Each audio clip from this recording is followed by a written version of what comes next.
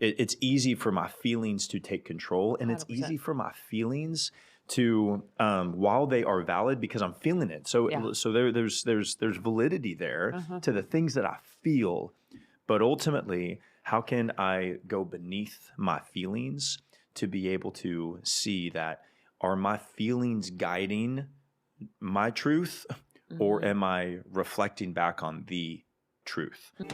Thinkless. What are we not thinking enough about? Join us as we evaluate our thought life. I'm Parker, and I'm here with my co-host, Amber. Welcome to the show. Happy Valentine's Day. Happy Love Day, as I say. Okay, well, yes. Can we talk about Valentine's Day for a second and where it originated from? Oh, no. Or is that just like we going too dark too fast? Okay, let's do Cliff Notes version of Dark Valentine's Day, because you studied it and we really need to hear it. I did. No, yes, I know. Yes. I was anticipating this moment right here where I was like, this is dark. This is weird. This is heavy. Okay, let's go. So back in the oh my goodness, I'm going to butcher this century. Early days. Early days. Yeah. Valentine's Day got started because around there was a festival called Lupercia or Lupercial, something like that, where in Rome, the Roman priests, they would take like whips that were covered in goat's blood. And I'm pretty sure this may where the facts get a little crazy. I think they were naked. I think they were literally running around naked. And no, it's dark. It's weird. But they would take these whips and then they would whip women as a sign of as a sign of fertility. So history is not my favorite. Isn't that wild? It is wild. So happy Valentine's Day. I'm glad you love Valentine's Day, Amber. Way to ruin it, Parker. I was all like, so there was a festival between February 13th and 15th, and so they would go around and do that. It's wild. That's terrible. It is terrible. I feel like we should transition to happy thoughts. Yeah, me too. But why do I feel like, okay, so that was part of the ritual of it, but there was also the letter. Yes. It transitioned. Yes. Yes. So it transitioned because now there was a Saint Valentine. Yes. So Valentino, I think. Yes, that's right. Who ultimately he wrote letters. Love letters. Yeah, love letters. Correct. And that, my friends, is actually, I don't know. This is why Google is not good for everyone, AKA not always good for Parker. Valentine's became that whole love. And then, Cupid came in, right? Yeah. And the whole idea behind Cupid. And I, not in the whole history part of it, just love. Like a day that we get to focus on love. Yeah, my wife loves it too. All the different variations of love. Yeah. I think that there is fun love, there's tough love, there is exciting love, there's deep love, there's unconditional love, there's servant-hearted love. I mean, there's just so many variations that we can love people with. And, I think learning what those are and experiencing all the different loves. I think there's certain loves you can't get to without sacrifice in front of. Yeah. But I think one of the loves that no one really focuses on, because it is a little harder, is the tough love. Yeah. And I don't mean like, let's get everybody spankings. Yeah, because the whip out, right? Yeah. If you have kids or kids. I think that's where the whipping started, was because of the priests. It's the full circle. It's crazy. Yeah, that's boundaries, right? Yeah.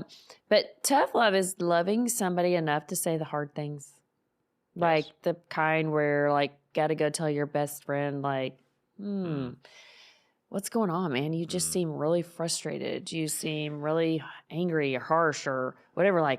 What's up? What's up with that? Why are you acting this way? Really genuinely caring for that person? Because here's what I do know is you don't got to do it. You do not have to. It's not fun. It's not something you you know what? I hope today I could wake up and really confront somebody in a loving way. That sounds like fun. Says no one? Yeah. Says no one? No, it's real.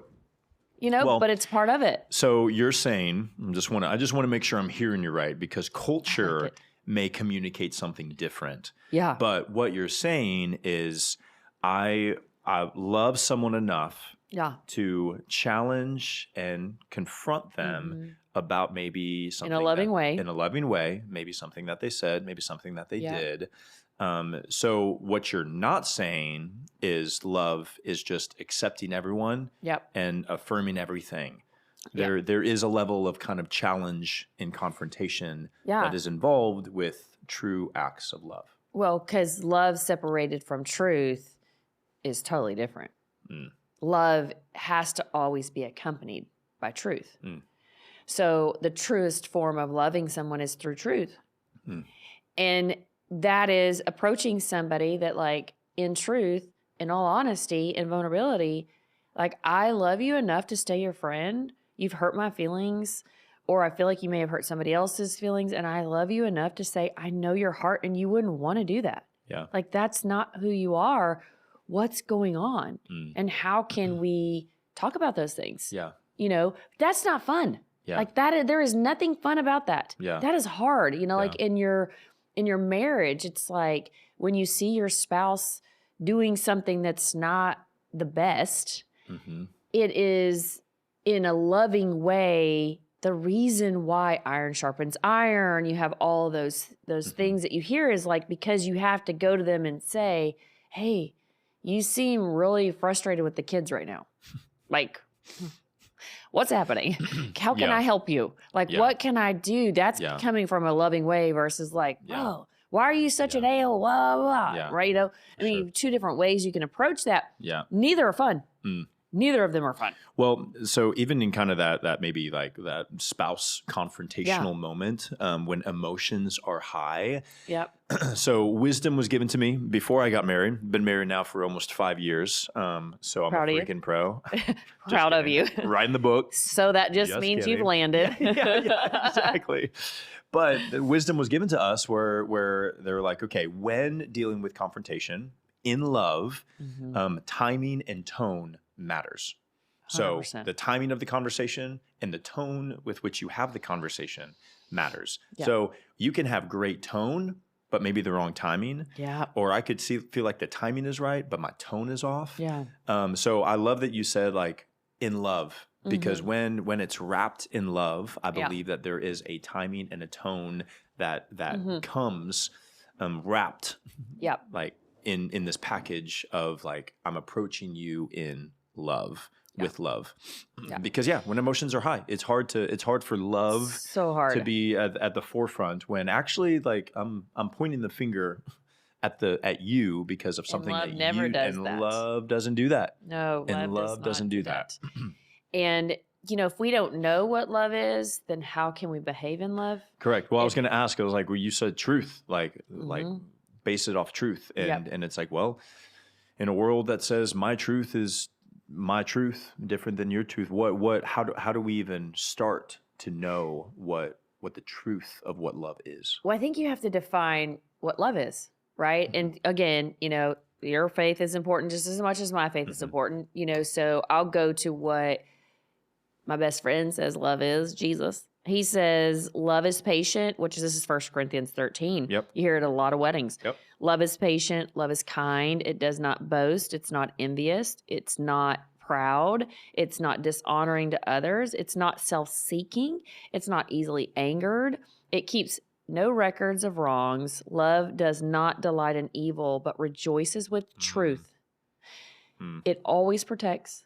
It always trusts. It always hopes. And it always perseveres. Love never fails. Knowing those attributes, okay, if you are going to behave in a way of love, that's it. That's the roadmap to what godly love looks like. So one, you know, it's funny because we always want to look at that and the person like, you, my friend, are not doing that. Pretty sure you ain't patient. Sure? Pretty sure you ain't kind. Yeah. So I'm going to tell you that. Versus like really personalizing this to you. Amber's love is patient. Amber's love is kind. Amber does not get envious, right? Like take the the verse and apply it to you. Don't apply it to your spouse or who you want to do that. And don't apply it just situationally. Yeah. Because I think that can also be a reality where, well, I've been patient. Yeah. Like, I'm tired of being patient. Yeah. It's like, well, it doesn't say just sometimes. it just doesn't say sometimes. Or when you want to. Or when you want to, yeah. It really, like, okay, love is patient, love is kind, it does not envy. So that is in every moment. Yeah. Where it's like, well, now that just became super hard. Yeah. But it forces me to stop and be like, okay, well, how today, like, how can I go in? How can I just set an expectation for today, choosing to be patient today? Yeah. I'm going to be patient today. Yeah. Okay. Well, there's going to be moments that are going to come up that are going to force me to either be patient or to not be patient. So I just, it's a continuous thing. Yeah. And it's a heart thing. It's in our heart, and it's like, one time my husband and I were in a heated argument, and it just goes nowhere fast. Like, I'm mad, he's mad, we're slinging, it's hurt feelings everywhere.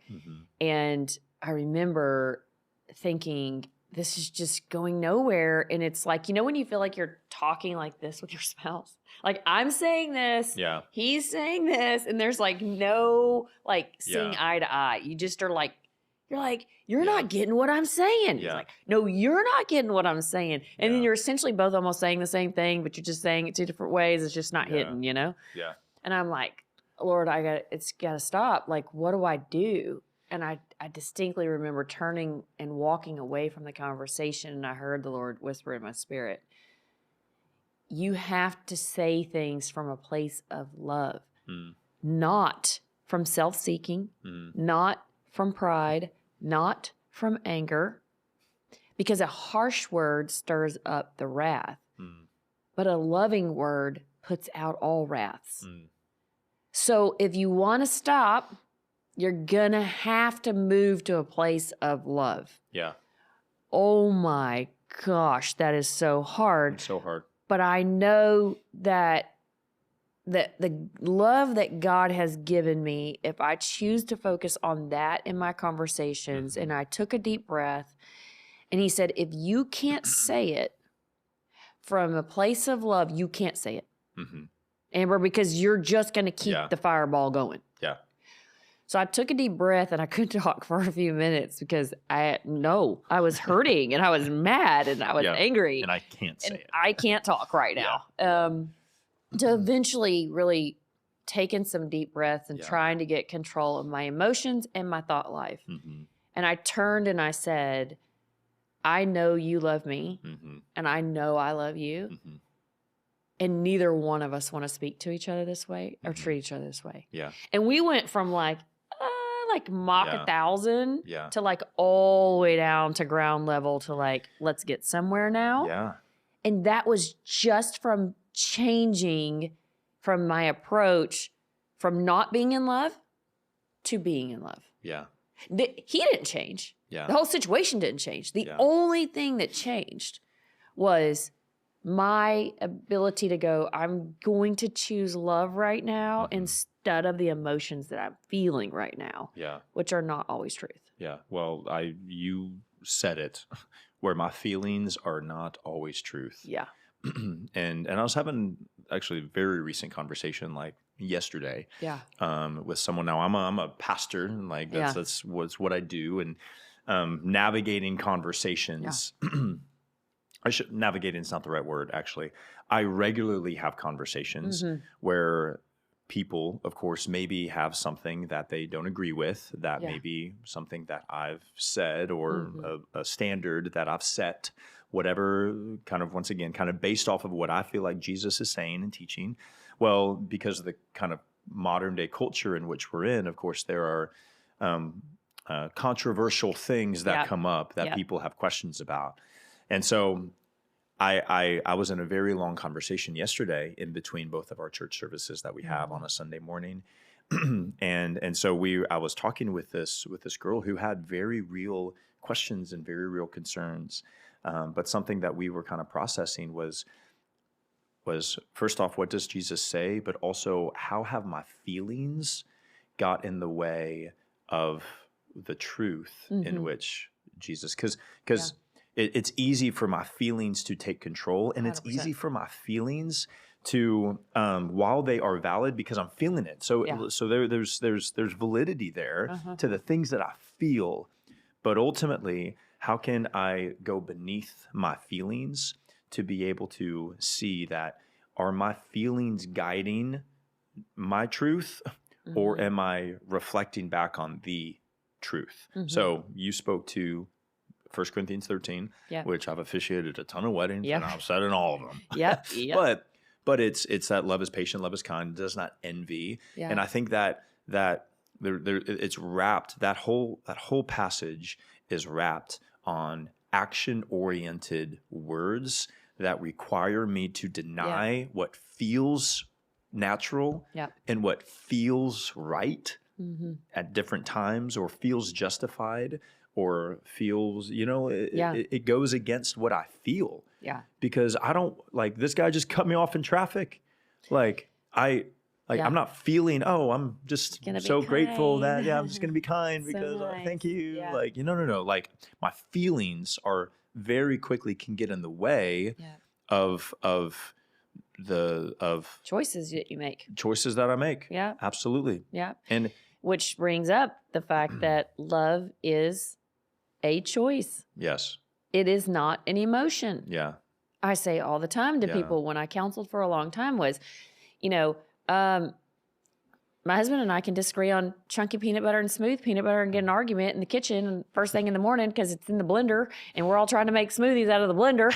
And, it's like, no, it's terrible, right? Yeah. But just because there's a disagreement, we don't agree, and we're fighting over the blender and everything else, and you're leaving to go to work and kids are spilling stuff everywhere and it's chaos. Yeah. Would it be truth that I don't love him? Because I'm angry because we're not just alike, and he needs to just love to not have crunchy peanut butter and bananas because he just needs to have peanut butter and chocolate plain. You're still very passionate about this. There's no, I don't harbor this at all. At all. What did it say? We have two blenders now. Okay. When you can't meet in the middle, you just divide and conquer. Just go get two of them. That's right. That's funny. But it's, that's just not truth. Yeah. It's just an emotion. Yeah.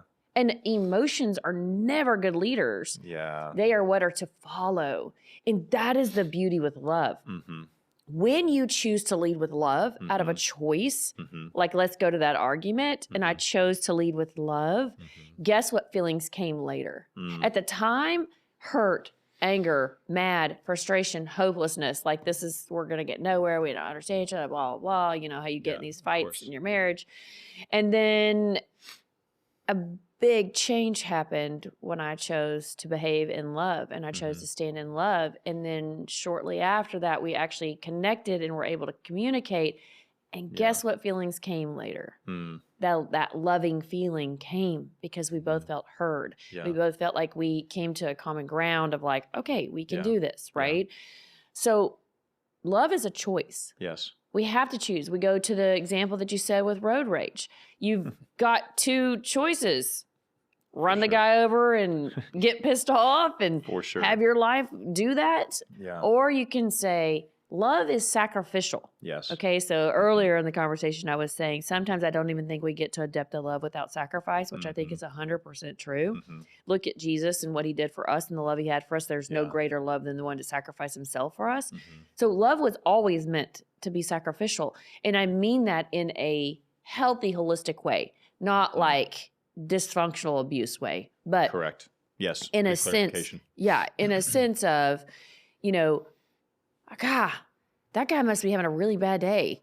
Or maybe he's older and just didn't see me. Yeah. Or maybe I need the grace for that today. Yeah. You know, I mean, there is a place where it's all about me. Like, how dare you cut me off? I'm driving here, buddy. Didn't you see me?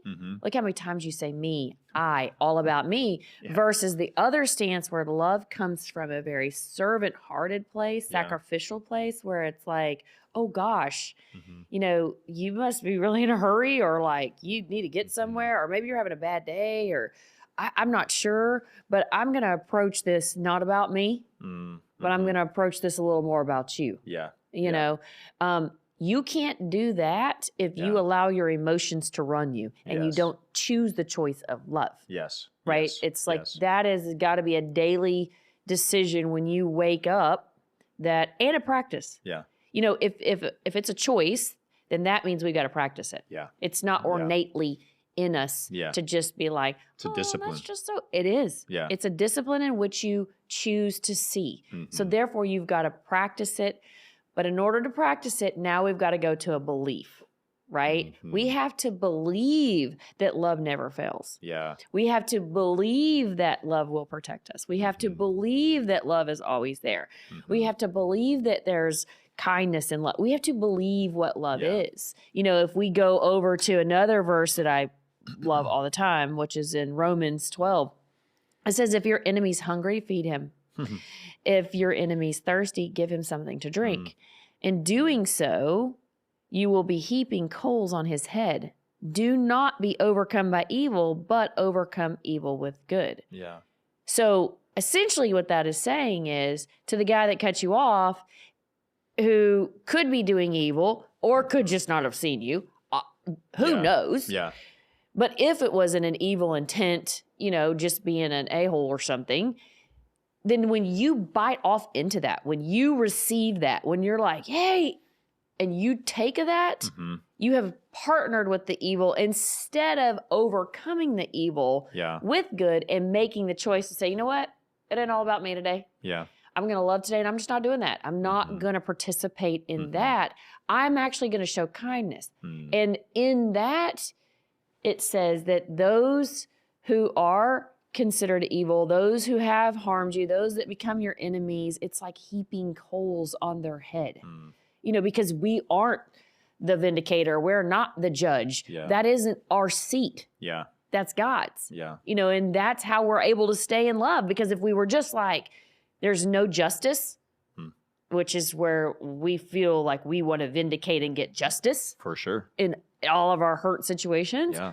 But when we realize that's not ours, that God is in control of those things, then it allows you to sit in a place of love. It allows you to go, you know what? This is not my fight. This is not my dog fight. You know, I'm gonna sit back and I'm gonna say, God, I thank you that you're my vindicator. I thank you that you're the judge. And I thank you that I can come from a place of love today that keeps me in peace, that keeps me full of joy, that keeps me full of kindness, that I don't have to be overcome by evil.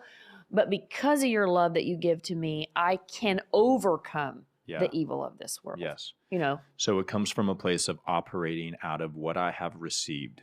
Yeah. So I can't, and you used an analogy earlier that I thought was great, where it's just like, okay, there's coffee in this cup. Well, if I give you this, you will be receiving coffee, not receiving Mountain Dew. Right. You know what I'm saying? Like, so it's like, okay, but I can't give you something that I don't have. So how can I start from a place of knowing that I am deeply loved? In order to then go and deeply love others. And it's which is hard. And which requires an understanding of truth, as you said, because I can't give anybody anything that I haven't been given myself. So I think what you're saying is so brilliant, because it encompasses this depth rather than where we can feel like we're operating in this shallow space when it is all about me, when it is all about how I feel, when it is all about what can I get out of this.